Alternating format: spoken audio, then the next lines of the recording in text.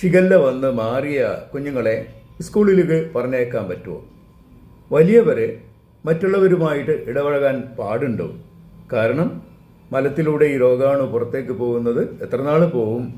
അത് മറ്റുള്ളവരിലേക്ക് പകർന്നു കൊടുക്കാനുള്ള സാധ്യതയില്ലേ?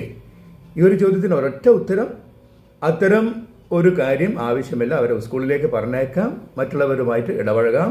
പക്ഷേ ചില മുൻകരുതലുകൾ നമ്മൾ എടുക്കേണ്ടതുണ്ട്.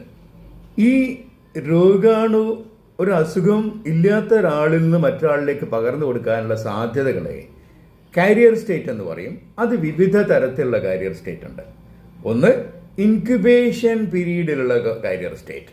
രോഗാണു എനിക്ക് പകർന്നു കിട്ടി, എനിക്ക് രോഗലക്ഷണങ്ങൾ വന്നില്ല, അതിനു മുമ്പ് തന്നെ എൻ്റെ മലത്തിലൂടെ രോഗാണു പുറത്തു പോകുന്നു, അത് മറ്റൊരാൾക്ക് കൊടുക്കുന്നു. രണ്ടാമത്, നമ്മൾ രോഗം വന്നു, ചികിത്സയെടുത്തോ ചികിത്സ എടുക്കാതെയോ മാറി. ആ മാറിയതിന് ശേഷവും ഏതാനും ആഴ്ചകളോ ചിലപ്പോൾ വർഷങ്ങളോ ഉള്ള ഈ കാരിയർ സ്റ്റേറ്റ്, രോഗാണുവിനെ മലത്തിലൂടെ പുറത്ത് കളഞ്ഞുകൊണ്ടേയിരിക്കുന്ന അവസ്ഥ, ഒരു acute carrier state and chronic carrier state എന്നാണ് പറയുക. ഇത്തരത്തിലുള്ള ഒരു ഉദാഹരണമായിരുന്നു ടൈഫോയിഡ് മേരി. ഈ പറഞ്ഞതിൽ ഷിഗല്ല ഇത്തരത്തിലുള്ള ഒരു രോഗവാഹകനായി ഒരാൾക്ക് നിൽക്കാനും മറ്റൊരാൾക്ക് പകർന്നു കൊടുക്കാനുള്ള എത്ര സാധ്യതകളുണ്ട്?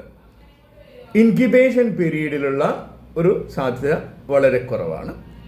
രോഗിയായിരിക്കുന്ന ഒരവസ്ഥയിൽ തീർച്ചയായിട്ടും വളരെയേറെ നമ്മൾ ശ്രദ്ധിക്കേണ്ടതുണ്ട്. മരുന്ന് കഴിച്ച് രോഗം മാറിയ ഒരാളിൽ നിന്ന് ഏതാനും ആഴ്ചകൾ വരെ ഈ രോഗാണു മലത്തിലൂടെ പുറത്ത് വരുന്നുണ്ട് എന്നുള്ളതാണ് യാഥാർത്ഥ്യം. അതായത് ഒരാഴ്ച വിട്ടോ 2 ആഴ്ച വിട്ടോ കൾച്ചർ ചെയ്തുകൊണ്ടോ PCR ചെയ്തുകൊണ്ടോ ഈ രോഗാണുവിൻ്റെ സാന്നിധ്യം ഈ മലത്തിൽ കണ്ടെത്തിയിട്ടുണ്ട്. അത് ഈ പ്രതിരോധശേഷി കുറവുള്ള ആളുകളിലാണെങ്കിൽ കുറച്ചുകൂടി കൂടുതൽ നാൾ മലത്തിലൂടെ ഈ രോഗാണു പുറത്തു വരുന്നതായിട്ടാണ് കണ്ടിട്ടുള്ളത്. പക്ഷേ ഇതേക്കുറിച്ച് നമ്മൾ എത്രയേറെ വേവലാതിപ്പെടേണ്ട ആവശ്യമുണ്ടോ എന്ന് ചോദിച്ചു കഴിഞ്ഞാൽ ഇല്ല. കാരണം നമ്മൾ ആൻറ്റിബയോട്ടിക് എടുത്ത് നമ്മുടെ രോഗം മാറുമ്പോഴേക്കും പലപ്പോഴും ഈ രോഗാണു ഏതാണ്ട് മൃതപ്രായനായി കഴിഞ്ഞിരിക്കുന്ന, പണ്ടേപ്പോൾ പല്ലിന് ശൗര്യം ഇല്ലാത്ത പാണ്ടൻ നായ്ക്കളാണ് ഈ ബാക്ടീരിയകളൊക്കെ. അവർക്ക് മറ്റൊരാളിലേക്ക് രോഗം പകർന്നു കൊടുക്കാനുള്ള സാധ്യത, വയബിലിറ്റിയും ഇൻഫെക്റ്റിവിറ്റിയും ഒക്കെ വളരെ കുറവാണ്.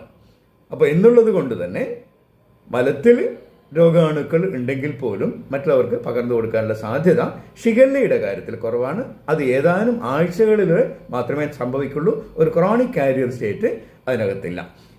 ഈ കുഞ്ഞുങ്ങൾ സ്കൂളിലേക്ക് പോകുമ്പോൾ നമ്മൾ സോപ്പും ഇട്ട് കൈ കഴുകാൻ നമ്മൾ അവരെ കുട്ടികളെ പരിശീലിപ്പിച്ച് കൊടുക്കേണ്ടതുണ്ട്.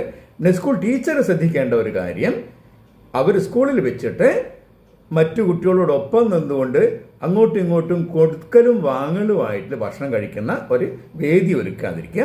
അവനവന് കൊണ്ടുപോകുന്ന ഭക്ഷണവും വെള്ളവും ആ കുഞ്ഞ് മാത്രം കഴിക്കുക. അങ്ങോട്ടും ഇങ്ങോട്ടും ഈ ഒരു കാലഘട്ടത്തിൽ അത് വളരെ പ്രസക്തമായിട്ടുള്ള കാര്യമാണ്. കുഞ്ഞുങ്ങൾ തമ്മിൽ അല്ലെങ്കിൽ മറ്റുള്ളവർ തമ്മിൽ ഷെയർ ചെയ്തുകൊണ്ട് ഭക്ഷണം കഴിക്കുന്നത് ഒഴിവാക്കുക. ഈ കുഞ്ഞ് സ്കൂളിൽ പോകുമ്പോഴത്തേക്ക് അവിടെ വെച്ച് മലം പോകാനുള്ള സാധ്യത വളരെ കുറവാണ്.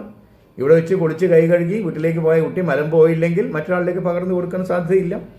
അപ്പോൾ അഥവാ മലം പോവുകയാണെങ്കിൽ കൈ വാഷ് ചെയ്തിട്ട് മാത്രം ക്ലാസ്സിലേക്ക് കയറാൻ ആ കുട്ടിയെ പറഞ്ഞ് മനസ്സിലാക്കുക. ഭക്ഷണങ്ങൾ മറ്റുള്ളവർ പങ്കുവെക്കാതിരിക്കുക.